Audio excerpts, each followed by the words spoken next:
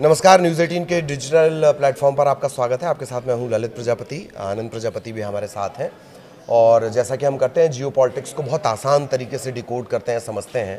एक माफ़ी पिछले दिनों कुछ घंटों पहले चर्चा में रही है क्योंकि किसी ने उस व्यक्ति को कभी माफ़ी मांगते, तेवर झुकाते, अपने एग्रेशन को कम करते देखा नहीं है। अब उस माफ़ी की इनसाइड स्टोरी आनंद लेकर आए हैं, तो आज उस माफ़ी की इनसाइड स्टोरी पर चर्चा करेंगे और साथ ही बात करेंगे कि जो गज़ा में रहेगा क्या वो वाकई आतंकी कहलाएगा। लेकिन इसके बीच कतर और यूएस के रिश्ते कैसे रहे हैं, ये माफ़ी मांगनी क्यों पड़ी और इस माफ़ी के बाद जो एग्रेसिव बॉडी लैंग्वेज है वो कैसे झुकी दबी सी नजर आई। मेन जो फोकस रहेगा वो इस इनसाइड स्टोरी पर रहेगा। चर्चा शुरू करेंगे। सबसे पहले आनंद, माफ़ी, नेतन्याहू की माफ़ी बहुत चर्चाओं में रही। ये भी कहा गया कि वो कभी माफ़ी नहीं मांगते हैं। जॉर्डन का जिक्र हुआ, एक आध दो जगह तो उन्होंने बाकायदा मुआवजा भी दिया है। लेकिन ये माफ़ी कुछ अलग है और इसकी इनसाइड स्टोरी तो दर्शकों को जाननी चाहिए, लोगों को जाननी चाहिए। क्या है बिल्कुल, दरअसल ये है कि इजरायली जो प्रधानमंत्री हैं बेंजामिन नेतन्याहू ने कतर से माफ़ी मांगी है और ये घटना जो है 19 सितंबर 2025 यानी कि बीते 2 दिन 3 दिन पहले जो ओवल ऑफिस में बैठक हुई थी इन लोगों की, नेतन्याहू और ट्रंप की, वो माफ़ी वाली जो मामला चल रहा था उसका फ़ोटो व्हाइट हाउस ने कल पोस्ट किया है, मतलब बीते दिनों पोस्ट किया है, जिसमें ये दिखाया गया है फ़ोटो में कि नेतन्याहू एक फ़ोन कॉल पर, जो कि ट्रंप फ़ोन पकड़े हुए हैं और वो कॉल पर बात कर रहे हैं नेतन्याहू। और वो बात किससे कर रहे हैं? बात कर रहे हैं कतर के जो प्रधानमंत्री हैं मोहम्मद बिन अब्दुल रहमान अल थानी से। और बात फ़ोन पर ये हो रही है कि वो जो कतर पर हमला हुआ था 9 सितंबर 2025 को दोहा में, और ये दोहा में हमले में करीब कतर के जो अधिकारी थे उसमें मारे गए थे। इसको लेकर के उन्होंने नेतन्याहू ने कतर के प्रधानमंत्री से माफ़ी मांगी है, जिसका फ़ोटो अब जा कर के ट्विटर पे ट्रेंड भी कर रहा है, वायरल भी हो रहा है कि ट्रंप जो है वो किसी भी नेता से, मतलब कुछ भी एक तरीके से बोला जा सकता है ना कि कतर से एक तरीके से इजराइल का माफ़ी मांगना सार्वजनिक रूप से कहीं ना कहीं ये दर्शाता है कि कतर और अमेरिका का संबंध कैसे हैं। क्योंकि आपको पता होगा कि जब कतर में हमला हुआ था तो इस पर कतर बहुत ही ज़्यादा मतलब निंदा किया था इस हमले का, क्योंकि कतर दरअसल इजराइल ने तो हमला किया था तो इजराइल ने ये हमला करके बोला था कि मैं हमला जो वहाँ पर कर रहा हूँ या फिर हमने जो हमला किया है वो हमला हमास के वरिष्ठ नेताओं की बैठक पर हमला हुआ था। लेकिन इस हमले का उद्देश्य कतई ये नहीं था कि कतर पर हमला किया जाए। लेकिन इसमें क्या होता है कि इसमें कतर के जो सुरक्षा अधिकारी होते हैं उनकी इसमें मौत हो जाती है, जिससे सवाल ये उठने लगता है कतर की संप्रभुता पर। एक तरीके से सवाल उठने लगता है कि क्या अब कोई भी देश इस तरीके से कतर पर हमला कर सकता है। तो ये सभी बातों के लेकर के अंतर्राष्ट्रीय स्तर पर बहुत ज़्यादा ही किरकिरी हमला हुआ, हमले पर निंदा हुआ था, जिसको लेकर के अब जा कर के ये जो मामला है थोड़े से सुधार नज़र आ रहे हैं, क्योंकि कतर एक ऐसा देश है जो मध्यस्थता कर रहा था किसका, इजराइल हमास का। तो इसको लेकर के अब थोड़ा स्पष्ट हो गया है कि मामला क्या है। लेकिन अब बात अगर हम ट्रंप की करा जाए तो ट्रंप ने, आप देखे होंगे कि जेलेंस्की के साथ भी क्या हुआ था ओवल ऑफिस में, और अब आकर के अब ये वाली मामला भी आप देख लीजिए कि कैसे ट्रंप अपने सामने बैठा करके नेतन्याहू से, कतर के प्रधानमंत्री से माफ़ी मंगवाते हैं, तो कहीं न नेतन्याहू से माफ़ी मंगवाते हैं, तो कहीं ना कहीं ये दर्शाता है कि क्या नेतन्याहू अपने तो अंदर खाने में हम लोग बात किए थे कि कैसे कैबिनेट के मंत्री दो मंत्री हैं वो एक तरीके से बगावत के रूप में नज़र आ रहे हैं, नाराज नज़र आ रहे हैं।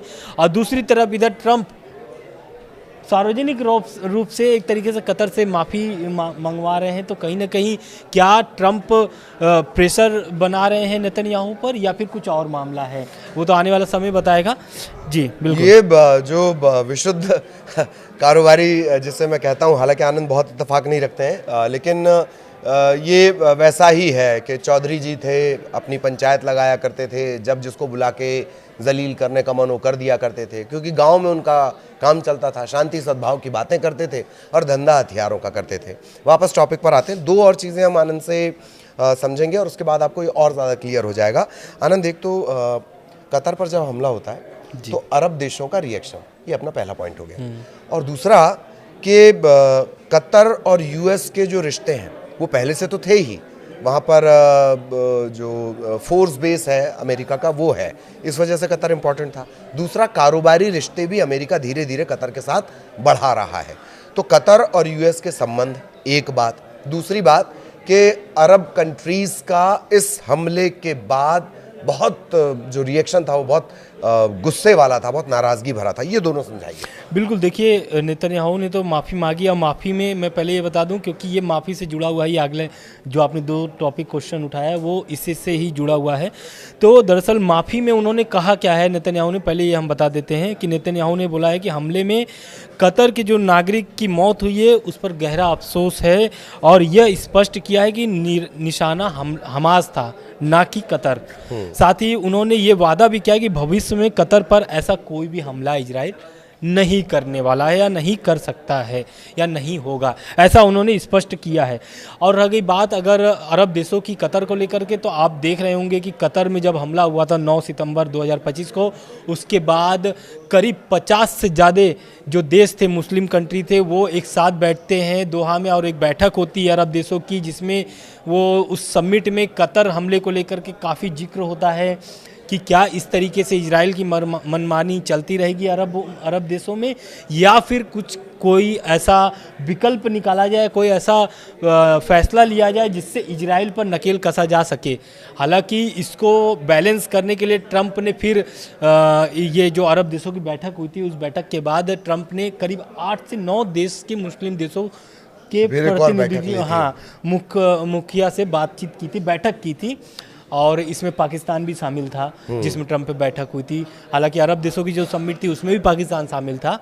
तो कुल जमा ये है कि ट्रंप जो है वो बैलेंस करते हुए नज़र आ रहे हैं, क्योंकि कतर एक ऐसा, जो आपने बोला ना अमेरिका और कतर के संबंध क्या है, तो आपको मैं पहले भी ये बता चुका हूँ कि कतर जो है वो पूरे मिडिल ईस्ट को, वहाँ से अमेरिका मॉनिटरिंग करता है कि मिडिल ईस्ट से, चाहे वो इजराइल से संबंधित हो, चाहे फिर आप उधर देख लीजिए सऊदी हो, यूएई हो, ईरान हो, मतलब पूरी मिडिल ईस्ट को वो कतर से वहाँ पर एक तरीके से मॉनिटरिंग करता है। तो वो कतर से अमेरिका कभी भी संबंध खराब नहीं कर सकता है, क्योंकि कतर पर जब हमला हुआ था तो ये बात उठी थी कि क्या कतर पर हमला के बाद अमेरिका कोई एक्शन लेगा या नहीं लेगा। हालांकि इस पर एकदम हट जाते हैं ट्रंप, और बोलते हैं कि कतर पर जो हमला हुआ उससे मुझे कोई भी जानकारी नहीं थी, और इससे मेरा कोई संबंध नहीं है, वो साफ हट गए थे। लेकिन अब मामला देखिए सुधारते हुए नजर आए, और ओवल ऑफिस में बाकायदा बैठा करके कतर के प्रधानमंत्री से फ़ोन पर बातचीत हुई, और बाकायदा नेतन्याहू ने माफ़ी मांगी है। तो कहीं ना कहीं ये संबंध जो अमेरिका और कतर के थे ये सुधरते हुए नजर आ रहे हैं। सुधरते हुए क्यों? क्योंकि कतर को भी अमेरिका की ज़रूरत है, और आपको भी पता है कि कतर में ही ये जो अमेरिकी बेस है, एयरबेस है वहाँ पर, जहाँ से एक तरीके से आप देख सकते हैं कि पिछली बार जब हमला हुआ था तो ऐसा दावा किया जाता है, ईरान के तरफ से दावा किया गया था कि अमेरिकी बेस पर हमला ईरान ने किया है। तो कहीं ना कहीं कतर और अमेरिका और इजराइल एक तरीके से बैलेंस करते हुए नज़र आ रहे हैं। बिल्कुल, और ये भौगोलिक तौर पर भी जैसे आनंद बता रहे हैं, ऐसे समझ लीजिए कि एक बड़े से समंदर पे, जिसे आप मिडिल ईस्ट कह रहे हैं, उस बड़े से समंदर पर नज़र रखनी, और उसका जो लाइट हाउस बनाया गया है वो कतर बनाया गया है। वहाँ के ज़रिए इस पूरे रीजन पर नज़र रखता है यूएस। अब इस चर्चा का दूसरा पहलू, एक 20 पॉइंट्स का एक योजना पेश की गई है ट्रंप की तरफ से। एक पीस बोर्ड बनाया जाएगा, इंटरनेशनल पीस बोर्ड, और जो गज़ा बनाम इसराइल या इसराइल बनाम हमास की जो युद्ध की स्थिति है उसे ख़त्म किया जाएगा। उसमें बहुत सारे पॉइंट्स हैं। अब अचानक से नेतन्याहू कह रहे हैं कि जो गज़ा में रुका रहेगा हम उसे आतंकवादी मानेंगे, और जो 20 पॉइंट्स हैं वो ये कह रहे हैं कि जो जहां है वो वहीं रहेगा। हमास को लेकर ये कहा गया है कि उसकी राजनीतिक और जो आर्थिक ताकत है उसे किसी तरह ख़त्म किया जाएगा। मामला हमास को ख़त्म करने का है। अब इजराइल अचानक से कह रहा है कि जो भी फ़लस्तीनी वहाँ रहेगा उसे हम आतंकवादी मानेंगे। तो ये कैसा दोहरा चेहरा है आनंद? बिल्कुल, देखिए 7 अक्टूबर 2023 से इजराइल हमास का युद्ध जारी है। बीच में कुछ दिनों के लिए सीज़फायर हुए थे, लेकिन वो सफल नहीं होते हैं।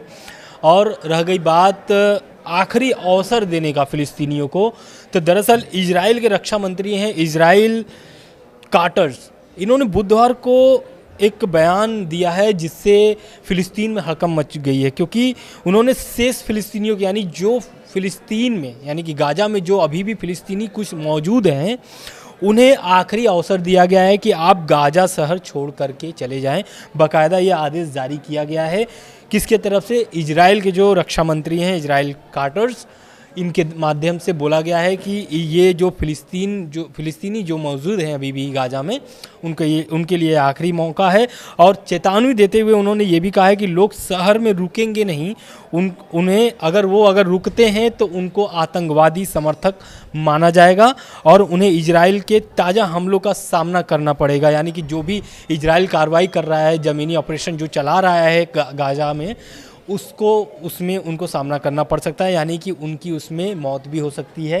क्योंकि फ़िलिस्तीनी जो है, आपको भी पता है, जो नॉर्मल फ़िलिस्तीनी है, यानी कि जो हमास के समर्थक नहीं है, वो अभी बहुत त्रस्त हैं, क्योंकि उनके जो घर हैं वो खंडहर में तब्दील हो गए हैं, भूखे मर रहे हैं, खाने के लिए कुछ है नहीं, मदद अंतर्राष्ट्रीय लेवल पर पहुंच नहीं पा रही है। जो पहुंच रही है क्योंकि इजराइल नाकाबंदी करके रखा हुआ है, तो नाकाबंदी को तोड़ने के लिए भी बहुत सारे प्रयास यूरोपीय देश कर रहे हैं। वो आने वाले समय में आपको पता चल जाएगा, हो सकता है कि आज शाम तक उस पर भी कुछ अपडेट आ जाए, क्योंकि 50 जहाज़ों का जो बेड़ा है ना, वो गाज़ा की मदद के लिए निकला हुआ है। अब वो गाज़ा इजराइल के नाकाबंदी को तोड़ सकता है या नहीं तोड़ सकता है, तो आने वाला जो समय है वो बताएगा।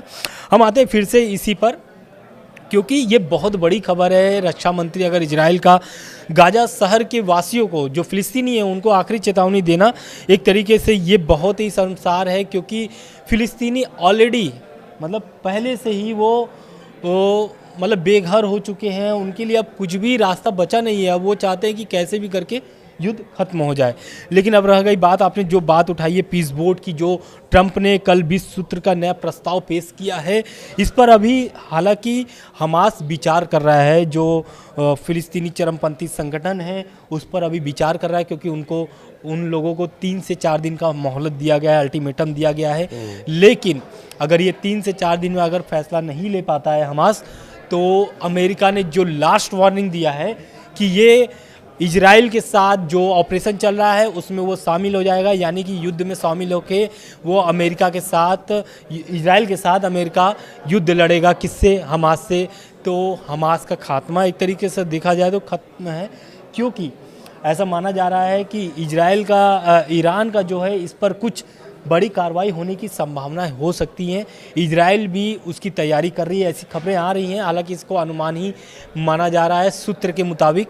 ठीक है, अब हम आते हैं ये 20 सूत्री जो प्रस्ताव ट्रंप ने रखा था, क्या इसमें ये शामिल था या नहीं था, ये बात करना ज़रूरी है। हालांकि कई देशों ने, लगभग 75% यूएन के जो 193 देश हैं उसमें से लगभग 150 देशों ने फ़िलिस्तीन को नया देश, यानी कि इसे देश की मान्यता दे दी गई है। यानी कि एक देश के रूप में ये कह सकते हैं ये कि फ़िलिस्तीन एक देश बनने जा रहा है। लेकिन औपचारिक ऐलान ना हो तो लगभग उसे आप देश ही कह सकते हैं, अगर यूएन में उसे इतना सपोर्ट मिल रहा है तो।